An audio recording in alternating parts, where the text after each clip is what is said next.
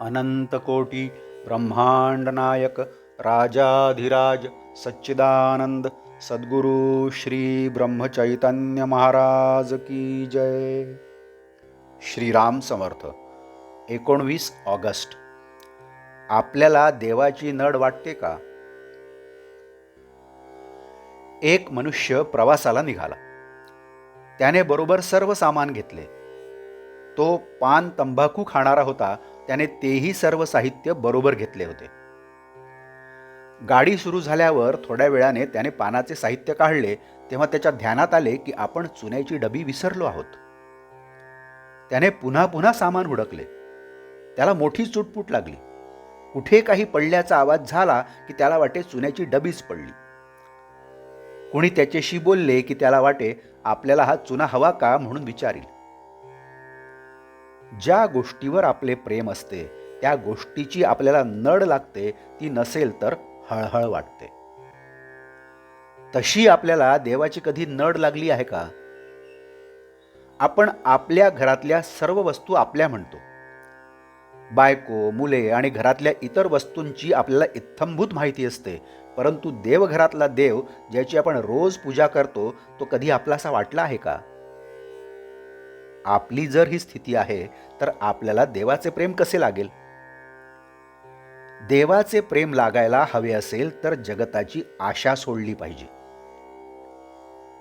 व्यवहार न सोडावा, पण विषयाकडे गुंतणारी आपली वृत्ती भगवंताच्या आड येते म्हणून तिला भगवंताकडे गुंतवावे.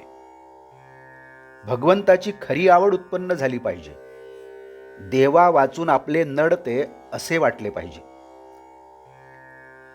ज्याचा आपण सहवास करतो त्याचेच आपल्याला प्रेम लागते. ज्याचे प्रेम लागते त्याचीच आपल्याला नड भासते. आपण पाहतोच सहवासात किती प्रेम आहे. प्रवासात आपल्याला कोणी चांगला माणूस भेटला, त्याच्याशी आपण बोललो, बसलो की त्याचे प्रेम आपल्याला लागते. तो त्याच्या स्टेशनवर उतरून जाताना आपण त्याला म्हणतो, तुमच्याबरोबर वेळ किती आनंदात गेला. तुम्ही आणखी बरोबर असता तर बरे झाले असते. थोड्याशा सहवासाने जर एवढे प्रेम उत्पन्न होते तर मग भगवंताचा अखंड सहवास ठेवल्यावर त्याचे किती प्रेम मिळेल. म्हणून त्याच्या नामाचा सतत सहवास ठेवा. भगवंताच्या सहवासात राहायचे म्हणजे अहंपणा विसरून करता करविता तो आहे ही भावना दृढ झाली पाहिजे. होणारे कर्म त्याच्या कृपेने होते आहे ही भावना निर्माण झाली पाहिजे. तुमची कळकळीची हाक ऐकून तो तुमच्यापाशी आनंदाने धावत येईल. नामाने काय होणार आहे असे मनात देखील आणू नका. नामात किती शक्ती आहे याचा अनुभव नाम घेऊनच पहा. ज्याला नामाचे प्रेम आले त्याने भगवंतालाच आपलेसे केले यात शंका नाही. आजचे बोधवाक्य. नामस्मरण करता करता मनुष्य क्रमाक्रमाने प्रथम मुमुक्षु, मग साधक व पुढे सिद्ध होतो. जानकी जीवन स्मरण. जय जय राम. नमस्कार.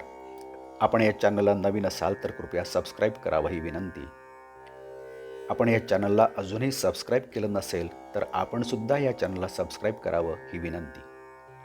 आपण या चॅनलला लाईक करा, शेअर करा, कमेंट्स द्या आणि बेल आयकन दाबायला मात्र विसरू नका. धन्यवाद.